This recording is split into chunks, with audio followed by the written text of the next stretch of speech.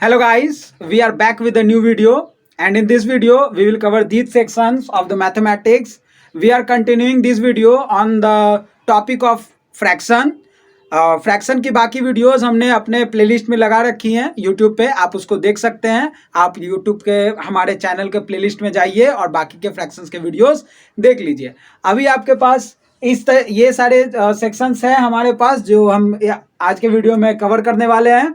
तो आइए हम लोग स्टार्ट करते हैं। तो सबसे पहले हम लोग कवर करेंगे इररिड्यूसिबल फ्रैक्शन। ये इररिड्यूसिबल फ्रैक्शन क्या है? इररिड्यूसिबल फ्रैक्शंस,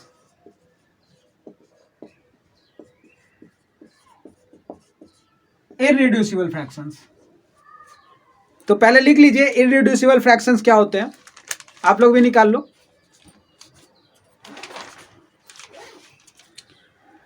देखिए, कोई भी फ्रैक्शन जो a बाई बी के फॉर्म में हो, ठीक है, और सबसे लोएस्ट टर्म्स में हो, ठीक है, तो उनको क्या बोलेंगे? और उनका HCF क्या आना चाहिए? 1 आना चाहिए।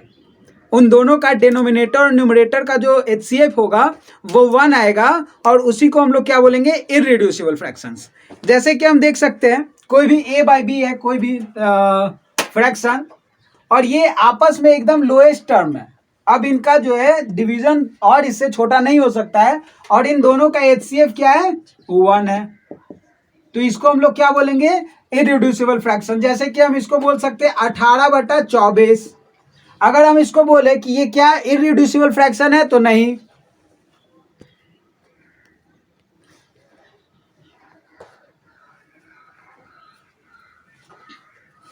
क्या ये इररिड्यूसिबल फ्रैक्शन है? तो नहीं। इसको अभी और रिड्यूस किया जा सकता है। तो काटते हैं, 2 9 जा 18, 2 12 जा 24।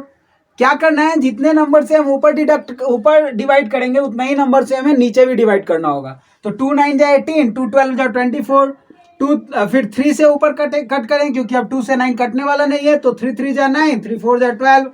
नाउ 3 and 4, अब ये क्या है? आपस में किसी भी कॉमन नंबर से रिड्यूस, यानी कि कॉमन नंबर से डिवाइड नहीं होने वाले हैं। जब नहीं होने वाले हैं तो इनका HCF चेक करेंगे। तो HCF क्या आने वाला है? 1 आने वाला है। तो ये क्या हो गया? Irreducible fractions. और ये क्या है? Reducible fraction. जिसको और हम लोग डिवाइड करके छोटा कर सकते हैं वो कहलाता है रिड्यूसिबल फ्रैक्शन, और जिनको हम डिवाइड करके छोटा नहीं कर सकते वो क्या कहलाता है? Irreducible fractions. तो मुझे लगता है कि इसको आप लोग समझ गए होंगे। एक और एग्जांपल हम लोग इस पे कर लेते हैं। इतना पहले देख लीजिए।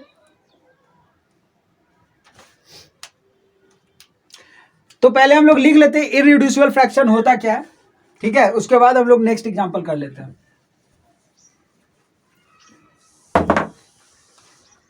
A fraction a by b is, तुम भी लो लिखते चलो। ओहो, ठीक है, लिखते चलना। A fraction a by b it's said to be irreducible or in the lowest form, in the lowest form या terms lowest form if the HCF of denominator and numerator is 1। ठीक है, डिनोमिनेटर और numerator का HCF क्या आना है? 1 आना है। जब 1 आ जाएगा तो हम लोग क्या बोलेंगे कि ये कौन सा फ्रैक्शन है? इररिड्यूसिबल फ्रैक्शन है। अब इसको और ज्यादा हम लोग डिवाइड नहीं कर सकते, अब इसको और छोटा हम लोग नहीं कर सकते। तो इसको एक बार देख लीजिएगा। तो हम एक एग्जांपल अभी करवाते हैं। एक एग्जांपल अभी 18/24 करवाए।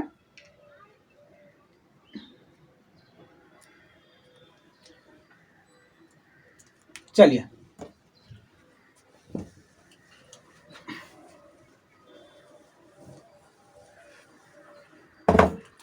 84/98 एक एग्जांपल ले लेते हैं। 84/98 आप इसको अगर देखोगे तो 84 और 98 का HCF क्या होता है?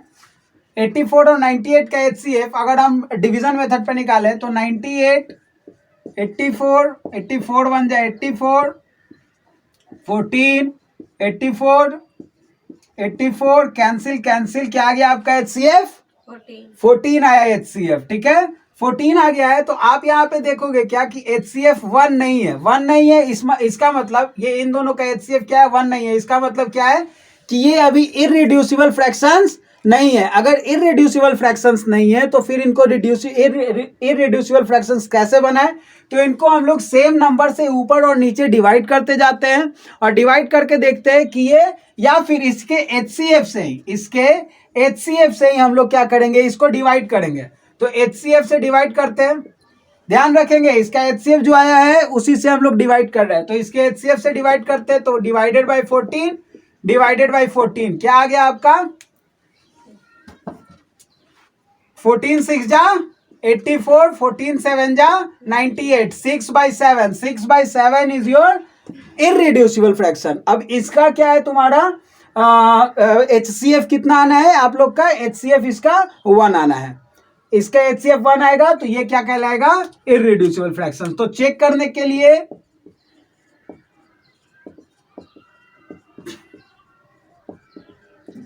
अब मान लीजिए कोई प्राइम नंबर यहाँ पे दे दिया जाए और बहुत बड़ा प्राइम नंबर दिया जाए। ठीक है, अब कोई यहाँ पे आपको क्या कर दिया जाए, बहुत बड़ा प्राइम नंबर दे दिया जाए ये दोनों के जगह पे, तो आपको पता ही नहीं चले कि प्राइम है या कंपोजिट है। तो आप वहां पे क्या करोगे, ठीक है, आप सबसे पहले क्या करना कि इन दोनों का जो है HCF निकालना, इसे डिवीजन मेथड पे। एक बार HCF निकाल लोगे इस डिवीजन मेथड पे तो आपको यहाँ पे मिल जाएगा कुछ HCF। अगर वो HCF यहाँ पे आपको मिलेगा कोई HCF, अगर वो HCF 1 नहीं है तो इसका मतलब क्या है कि वो अभी रिड्यूसिबल फ्रैक्शन है, उसको और छोटा किया जा सकता है। तो जिस नंबर से यहाँ पे आएगा, ठीक है, जिस नंबर से यहाँ पे आपका HCF आएगा उसी HCF से इन दोनों को डिवाइड कर देना है। डिवाइड कर देने के बाद आपको क्या मिलेगा, जो नंबर आएगा वो आपको इररिड्यूसिबल फ्रैक्शन मिल जाएगा। अगर यहाँ पे प्राइम नंबर रहेगा तो फिर उसका तो HCF 1 ही आना है भैया, क्योंकि पहले से ही प्राइम है। ठीक है, तो प्राइम आ जाएगा तो HCF 1 आएगा, लेकिन आपको पता ही नहीं है कि प्राइम है क्या या कंपोजिट, तो आप क्या कर सकते हो, इस पे आप देख सकते हो, इस पे निकालोगे, यहाँ पे जो HCF आएगा, HCF आने के बाद उसको आप कट करोगे, उसके बाद जो आएगा वो इररिड्यूसिबल फ्रैक्शन होगा। हमको लगता है कि इतना आपके लिए काफ़ी होगा इररिड्यूसिबल फ्रैक्शन को समझने के लिए। एक बार आप इसको स्क्रीनशॉट ले लीजिए। चलिए फिर ठीक, तो इररिड्यूसिबल फ्रैक्शन हो गया है और हम इररिड्यूसिबल फ्रैक्शंस को मिटा देते हैं। इररिड्यूसिबल फ्रैक्शंस खत्म। ठीक है, इसका आप लोग जरूर इस पे क्वेश्चंस लगाइएगा। बहुत सारे बुक्स है, RS अग्रवाल है, भारती वन है, बहुत सारे बुक्स हैं। आप उन सारे बुक्स को लगाइए और NCERTs भी हैं उनको भी लगाइए और इस पे अच्छा कमांड कीजिए। ठीक है, नेक्स्ट टॉपिक देखते हैं। नेक्स्ट टॉपिक हमारा है कंपेयरिंग फ्रैक्शंस। कंपेयरिंग फ्रैक्शंस मतलब दो फ्रैक्शंस के बीच में तुलना करना है हमें कि कौन सा फ्रैक्शन बड़ा है कौन सा फ्रैक्शन छोटा है। तो इस फ्रैक्शंस में हमको देखना है क्या कि कोई भी A/B और इधर कोई दे रहा है C/D, इसमें हमको बताना है कि अब यहाँ पे लगाना है कि कौन सा मार्क होगा, ये और ये। ठीक है, इस तरीके का मार्किंग लगाना है, इस तरीके का क्वेश्चन पूछेगा आपसे। तो आप करोगे क्या, इसको करना क्या है कि इस वाले नंबर को, मेरा बात ध्यान से समझिएगा, एरो जैसे दे रहे वैसे ही, नहीं तो कंफ्यूज हो जाइएगा। ठीक है, बुक्स में और भी तरीके हैं, लेकिन जिस तरीके से मैं एरो दे रहा हूं उसी तरीके से लिखना है और उसी प्रोसेस में चलना है, नहीं तो कंफ्यूज होना एकदम लाजमी है। आप कंफ्यूज हो ही जाइएगा। इसको क्या कीजिएगा, इस साइड कीजिएगा, इसको कीजिएगा इस साइड। ठीक है, एरो देखिए, एरो हम फिर से बड़ा बना देते हैं, फिर से बड़ा कर देते हैं, A/B और यहाँ पे दे दिया इस तरीके से C/D। तो आप क्या करोगे, इस वाले D को इधर लेके आओगे, इस वाले A को इधर लेके आओगे। ठीक है, कभी नहीं ऐसा करिए कि A को नीचे ले आए। यहाँ क्या बन जाएगा AD और यहाँ क्या बन जाएगा BC। तो ये दोनों जब बन जाएगा तो यहाँ पे आप चेक करोगे कि दोनों में कौन सा एंटिटी बड़ा है। जो बड़ा होगा कंसीडर करते ये बड़ा है, जब इधर का वैल्यू बड़ा है तो ये फ्रैक्शन भी बड़ा होगा और इधर का वैल्यू बड़ा रहेगा तो ये फ्रैक्शन बड़ा होगा, लेकिन अभी तो इधर छोटा है तो ये फ्रैक्शन इसके लिए छोटा हो जाएगा। ठीक है, तो इसको हम लोग चेक कर सकते हैं। अगर ऐसा रहा कि डिनोमिनेटर ही सेम रहा, दोनों का डिनोमिनेटर सेम रहा, तो आप क्या चेक करोगे? सिर्फ ए और सी मतलब न्यूमरेटर चेक करोगे। अगर दोनों का डिनोमिनेटर सेम रहा तो न्यूमरेटर को चेक करोगे, जिस भी फ्रैक्शन का न्यूमरेटर बड़ा होगा वो नंबर बड़ा होगा। ठीक है, जिस भी फ्रैक्शन का नंबर न्यूमरेटर बड़ा होगा वो फ्रैक्शन बड़ा होगा। लेकिन अगर डिनोमिनेटर अलग अलग है तो इस प्रोसेस को हम अपनाएंगे। अभी हम लोग ये भी सीखेंगे कि method of comparing more than two fractions, एक से दो से ज्यादा फ्रैक्शंस अगर हैं तो फिर कंपेयर हम लोग कैसे करेंगे, उसके लिए क्या मेथड्स होते हैं। ठीक है, पहले इसको हम लोग देख लेते हैं, इसका एक एग्जांपल भी देख लेते हैं, क्योंकि एग्जांपल देखना बहुत ज्यादा जरूरी है, और एग्जांपल विद साक्ष्य देखेंगे हम लोग। ठीक है, चलिए तो इसको आप देख लीजिए, उसके बाद आगे बढ़ते हैं। चलिए, इसको आप लोग देख लिए हैं कि किधर एरो ले गए हैं। एक दो हम एग्जांपल बताएंगे और एक दो एग्जांपल ऐसा ही बताएंगे जिसमें आपको कंफ्यूज होना है। ठीक है, कंफ्यूजिंग एग्जांपल बताएंगे। ओई, ये गिर गया। चलो, तो एक एग्जांपल लेते हैं, जैसे कि आपके बुक का एग्जांपल ले लेते हैं। 3/5 और 5/8 ये क्वेश्चन दे दिया, कंपेयर करके बताना है कि कौन सा फ्रैक्शन जो है बड़ा है। तो आप क्या करोगे, हम क्या बताएं, बीच में इसको ऐसे कर देना है, इसको इधर ले जाना है, इसको इधर ले जाना है। तो 3/8 जा, और यहाँ पे आपको लिख देना है 5/5 जा। 3/8 जा कितना है? 24। 3/8 जा, आपके क्लासमेट्स बोल रहे हैं 3/8 जा 24। देखते चलिएगा क्या वो सही बोल रहे हैं या गलत। 5/5 जा 25, 3/8 जा 24, 5/5 जा 25। कौन सा बड़ा है? तो आप इस पे मार्किंग करिएगा, 25 बड़ा है तो ये 5/8 बड़ा है। अभी आपको पता नहीं चला बड़ा है कि छोटा है, हम कैसे मान ले सर? तो एक क्वेश्चन हम इस तरीके से बनाते हैं। ठीक है, एक क्वेश्चन बनाते हैं, इसको आप लोग देख लीजिए। ठीक है, देखिए एक क्वेश्चन बनाते 8/4। ठीक है, 8/4, और एक क्वेश्चन बना देते हैं 12/4। अच्छा, अभी आपको इतना तो पता है कि 8/4 करेंगे तो इसका वैल्यू कितना आना है? 2 आना है। 12/4 करेंगे तो इसका वैल्यू कितना आना है? 3 आना है। इतना तो पता है, यानी दोनों में कौन बड़ा है? ये वाला बड़ा है। ठीक है, ये वाला बड़ा है, इतना आप लोग को ध्यान में है। अगर ध्यान में है तो जरा इसको देखेंगे, 1 मिनट रुक जाइएगा।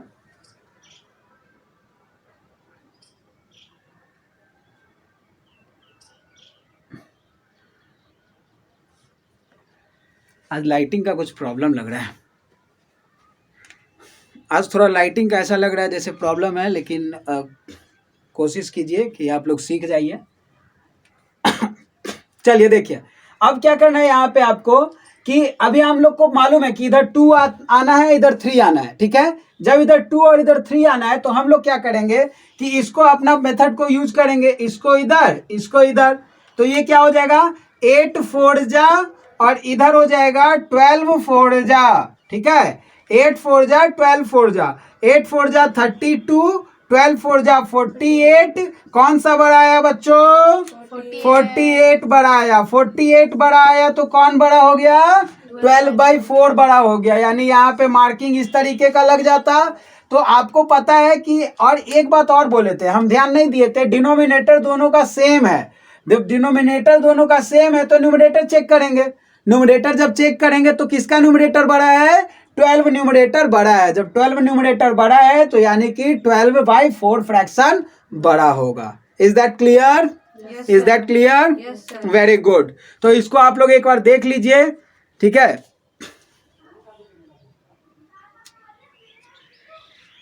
इसको मिटा देते हैं।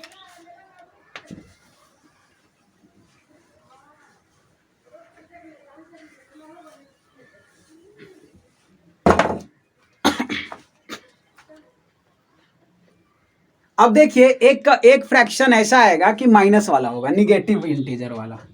कंसीडर कर लेते हैं, यहाँ -4/12 है, -4/9 है। ठीक है, एक क्वेश्चन ऐसा आया, एक क्वेश्चन और इसी में आपको दे दिया एक -4/9 है, एक है आपका 2/-9, ठीक है, 2/-9।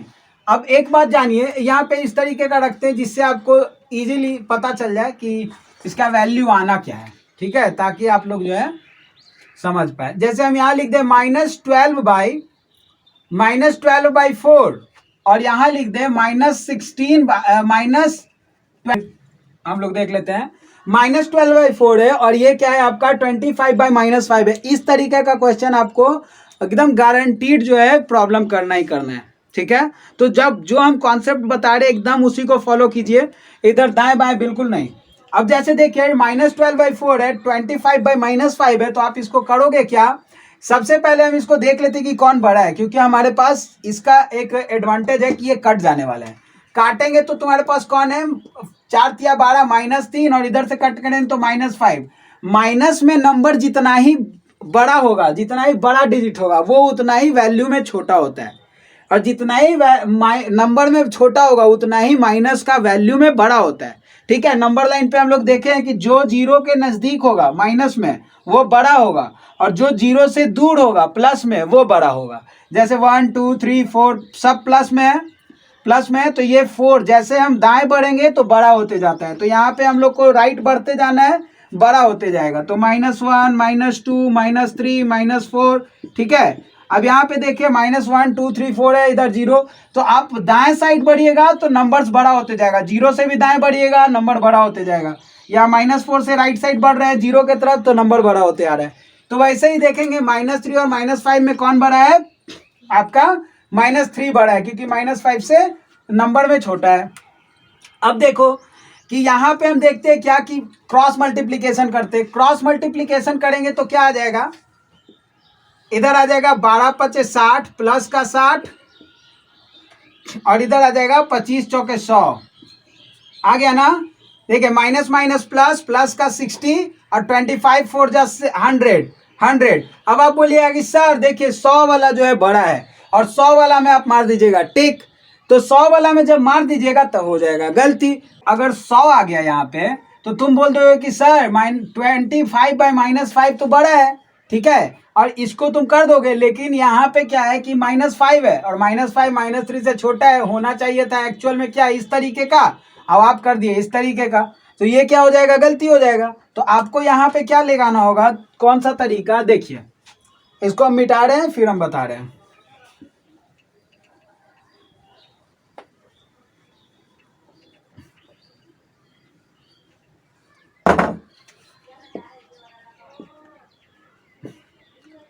सबसे पहले क्या करना है इस तरीके के क्वेश्चन में, आपको माइनस यहाँ नीचे है ना, तो माइनस को ऊपर कर देना है। अब इक्विवेलेंट फ्रैक्शन का नाम सुने होंगे, अभी बता चुके हैं, पिछले वीडियोज में जाकर के देख लीजिएगा, जिन्होंने भी नहीं देखा है एकदम। आप अगर 7th क्लास के सिंसियर स्टूडेंट है, 7th क्लास क्या कोई भी क्लास के सिंसियर स्टूडेंट हैं, तो वो इस वीडियो को जरूर देखें, इसके प्लेलिस्ट में है, उसको जरूर देख लें, ठीक है। तो अगर -5 नीचे है, माइनस नीचे है, तो आपको करना क्या है कि ये माइनस को ऊपर कीजिए। इक्विवेलेंट फ्रैक्शन का नाम सुने, हम बोले सेम नंबर से ऊपर नीचे गुना करने पर वैल्यू में कोई चेंजेज नहीं आता है, तो -1/-1 से गुना कर देंगे, तो ये माइनस माइनस हो जाएगा प्लस, और ये -25, तो आप क्या लिख सकते हो, -12/4, और यहाँ पे लिख सकते हो -25/5। अब दोनों न्यूमरेटर के साथ क्या है, निगेटिव का साइन है। अब क्या करेंगे, इसको क्रॉस मल्टीप्लीकेशन। अब क्या देखते हैं, -12 × 5, और यहाँ पे लिखते हैं क्या, -25 × 4। आप देखते हैं इसको क्या, आप इसको देखते हैं -12/5 -60, और देखते हैं इसको -25 × 4 -100। अब बताइए -100 बड़ा या -60 बड़ा, -60 बड़ा, क्योंकि नंबर में जितना ही बड़ा होगा निगेटिव उतना ही वैल्यू में क्या हो जाएगा, छोटा हो जाएगा। तो वैल्यू इसका छोटा हो गया, तो अब कौन बड़ा, ये बड़ा। जब ये बड़ा तो कौन बड़ा, ये बड़ा, और ये बड़ा तो कौन बड़ा, तुम्हारा ये वाला, ठीक है। यानी कि ये फ्रैक्शन आपका बड़ा हो गया, सब आपको ये फ्रैक्शन क्या दिख गया, सब में इन दोनों में बड़ा फ्रैक्शन दिख गया। तो आप यहाँ पे मार्क कर सकते हो इस तरीके का, ठीक है। पहला वाला जो तरीका है वो एकदम मेरी ओर से सख्त हिदायत है कि आप उस तरीके को नहीं अपनाएं, ठीक है।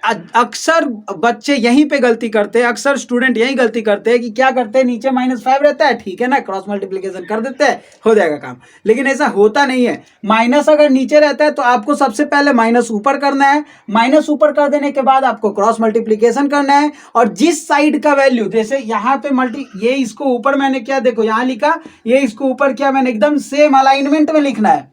अलाइनमेंट में लिखने के बाद जो वैल्यू इधर आ रहा है वो यहाँ पे लिख देना है, और यहाँ पे इन दोनों में कंपेयर करके इधर जिसका साइन रहेगा, जो बड़ा, अगर मान लीजिए ये बड़ा रहता है तो ये फ्रैक्शन, ये बड़ा है तो ये फ्रैक्शन, ठीक है। तो ये कंपेरिजन कर लेंगे हम लोग इन 2 फ्रैक्शंस, मोर देन 2 फ्रैक्शंस अभी जस्ट समझते हैं, पहले इसको देख लीजिए। आई होप कि आप लोग स्क्रीनशॉट ले लिए होंगे। चलिए, बहुत सारे टॉपिक्स आज क्लियर करने हैं, क्योंकि फ्रैक्शन है, और ये मुझे लगता है फ्रैक्शन पे लास्ट वीडियो होगा, इसके बाद फ्रैक्शन पे वीडियोस नहीं आने वाले। क्वेश्चन लगाइएगा, क्वेश्चन जो भी प्रॉब्लम करेगा, ठीक है, आप उसको कमेंट बॉक्स में पिन कर दीजिएगा, मैं उसको डील कर दूंगा, ठीक है। चलिए आगे बढ़ते हैं हम लोग।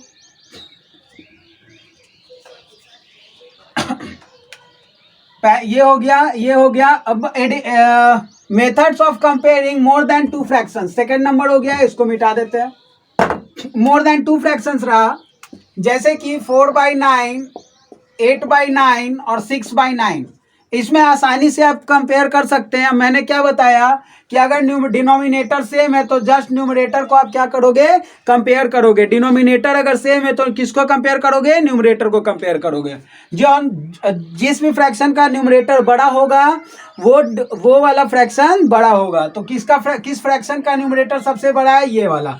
तो आप क्या लिखोगे, 8/9, इसको फिर इसके बाद लिखोगे 6/9, उसके बाद लिखोगे 4/9। इस तरीके से आप अरेंजमेंट करोगे, है ना, इस तरीके से आप क्या कर लोगे, अरेंजमेंट कर लोगे।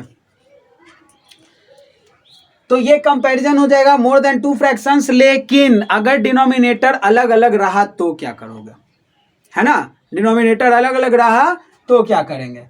तो इसके लिए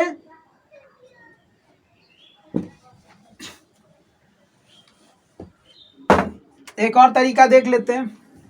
इसके लिए मैंने प्रीवियस वीडियो में एक बताया था, जिसमें आप देखते हो क्या कि मोर देन 2 फ्रैक्शंस होते हैं, उनके सबसे पहले डिनोमिनेटर्स को क्या करते हैं कि हम लोग डिनोमिनेटर के एलसीएम्स को सबसे पहले एक करते हैं, फिर उसके बाद इक्विवेलेंट फ्रैक्शंस बनाते हैं, having denominators as equals to the LCM, वो बना लेते हैं, और उसके बाद जो है सभी को कंपेयर कर लेते हैं। तो यही कंपेयरिंग का भी है, ठीक है। जैसे कि हम बना लेते हैं, कोई क्वेश्चन ले लेते हैं, आपके बुक का ये क्वेश्चन ले लेते हैं।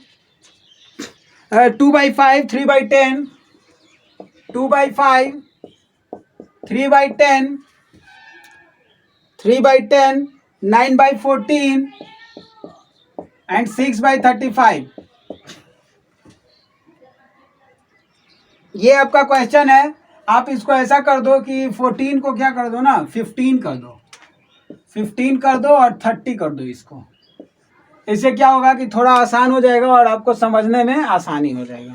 चलो देखो, अब क्या करते हैं, सबसे पहला स्टेप है क्या, डिटरमाइन एलसीएम, डिटरमाइन या evaluate LCM, LCM of denominators, of denominators.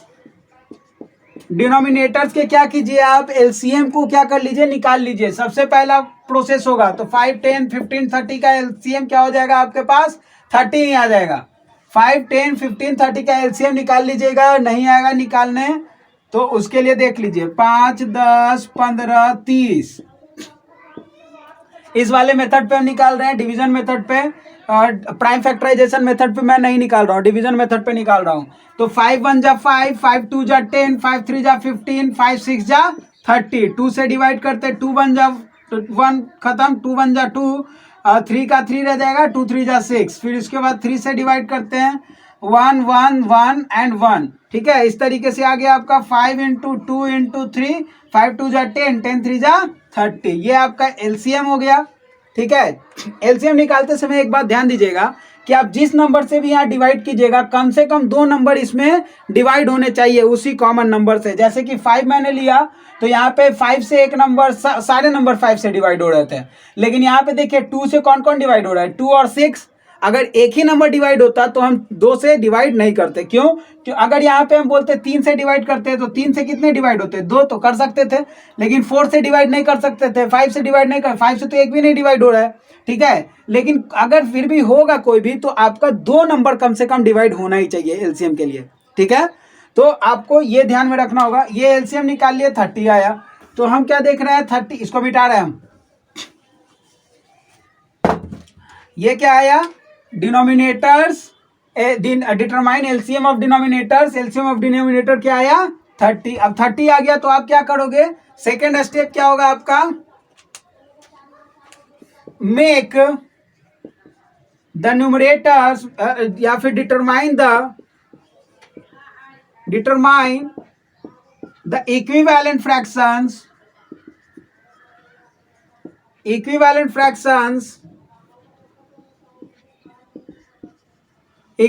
Fractions of, आपसे बहुत, अगर आप सिंसियर स्टूडेंट हैं तो आपसे हाथ जोड़ के विनती है कि आप इक्विवेलेंट फ्रैक्शन वाला वीडियो जरूर देख ले, तभी आपको समझ में आएगा, ठीक है। और खासकर जैसे मैंने बताया उसको तो एकदम ही देख ले। क्या बोले? Determine the equivalent fractions of equivalent fractions of each fraction having denominators equals to the value of LCM। क्या बोल रहे हैं? मैंने कहा क्या कि आप LCM के वैल्यू के बराबर डिनोमिनेटर होना चाहिए और सारे फ्रैक्शंस निकालिए। तो चलिए 2/5 का निकालिए, 2/5 का हम लोग देख लेते हैं। तो 2/5 को अगर हम देखेंगे तो इनको हम कैसे बताए थे फ्रैक्शंस में? 2/5 को आपको डिनोमिनेटर कितना चाहिए? 30। तो सबसे पहले यहाँ 30 लिख देंगे, उसके बाद देखेंगे 5 6 जा 30, तो यहाँ 6 से करेंगे। जब यहाँ 6 से करेंगे तो ऊपर नीचे सेम नंबर से करना है ना इक्विवेलेंट के लिए, तो ऊपर भी किससे करेंगे? 6 से करेंगे। 2 6 जा 12, ये हो गया पहला 12/30। दूसरा क्या हो जाएगा? 3/10 है। सेम प्रोसेस, कुछ नहीं यहाँ लिखना है, बराबर में नीचे 30 लिखना है, ठीक है। 10 3 जा 30, तो आप क्या किए? 3 से मल्टीप्लाई किए। 3 से जब मल्टीप्लाई किए तो ऊपर भी कितना होगा? 3 से मल्टीप्लाई करना होगा। क्यों? क्योंकि हम बोले इक्विवेलेंट फ्रैक्शंस के लिए आपको क्या चाहिए? सेम नंबर से डिनोमिनेटर और न्यूमरेटर दोनों को मल्टीप्लाई करना है। तो 3 से किए तो 3 3 जा 9, 9/30, ठीक है। 9/30 हो गया। फिर उसके बाद नेक्स्ट निकालते हैं 9/15। इसको भी कुछ नहीं करना है, सेम प्रोसेस, यहाँ कुछ नहीं लिखना है अभी। सबसे पहले यहाँ 30 लिखे हैं क्योंकि हमको 30 के बराबर का डिनोमिनेटर चाहिए। 15 2 जा 30, तो यहाँ क्या करोगे? 9 2 जा 18, क्योंकि ऊपर नीचे सेम नंबर होना चाहिए। 18/30 आ गया। सेम चौथा निकालते हैं 16/30। इसमें आपको कुछ करना ही नहीं है, तो यही वैल्यू हो गया। अब देखो कौन कौन सा नया वैल्यू था? 12/30, 9/30, 18/30, 16/30। क्या सभी के सभी जितने भी नंबर है इनके डिनोमिनेटर सेम हुए? अगर हुए तो आप क्या करोगे? डिनोमिनेटर जब सेम होता है तो सिर्फ और सिर्फ न्यूमरेटर को कंपेयर करते हैं, ठीक है। तो जब न्यूमरेटर को कंपेयर करेंगे तो सबसे बड़ा न्यूमरेटर कौन है? 12 है, 9 है, 18 है, 16 है। 18 है तो सबसे पहले 18/30 लिख लेंगे, ठीक है। फिर उसके बाद ये सबसे बड़ा नंबर हो गया क्योंकि सबसे बड़ा न्यूमरेटर है। उसके बाद कौन सा है? 18/30 के बाद 16/30। उसके बाद कौन सा है? 12/30। उसके बाद कौन सा है? 9/30। अब देखिए ये सीरीज आ गया आपका, ठीक है। बड़ा से छोटा का सीरीज आ गया, कंपेयर कर लिए। अब इसके बाद जो है आप इसके ओरिजिनल फ्रैक्शन को लिखना मत भूलिएगा, क्योंकि एग्जाम में ओरिजिनल फ्रैक्शन पे ही पूछेगा। तो अब इसका आप क्या कीजिए? ओरिजिनल फ्रैक्शन लिख लीजिए। ओरिजिनल फ्रैक्शन कौन कौन है? 2/5, 3/10, 9/5 और इसका 16/30 है। तो 2/5 इसका ओरिजिनल फ्रैक्शन लिख लीजिए। यानी सबसे बड़ा कौन है? सबसे बड़ा 18/30 था, तो इसका ओरिजिनल फ्रैक्शन 9/15। इसके नीचे है जगह? नहीं है जगह, तो यहां लिख लेते हैं। इसका ओरिजिनल फ्रैक्शन क्या हो जाएगा? 9/15। फिर इसका ओरिजिनल फ्रैक्शन क्या हो जाएगा? 16/30 का ओरिजिनल फ्रैक्शन क्या हो जाएगा? 16/30 का 16/30। ठीक है। फिर इसका ओरिजिनल फ्रैक्शन क्या हो जाएगा, 16 के बाद 9/30 का, है ना। 16/30 के बाद 12/30 यानी 2/5, 2/5। और इसके बाद किसका है, 9/30 यानी 3/10।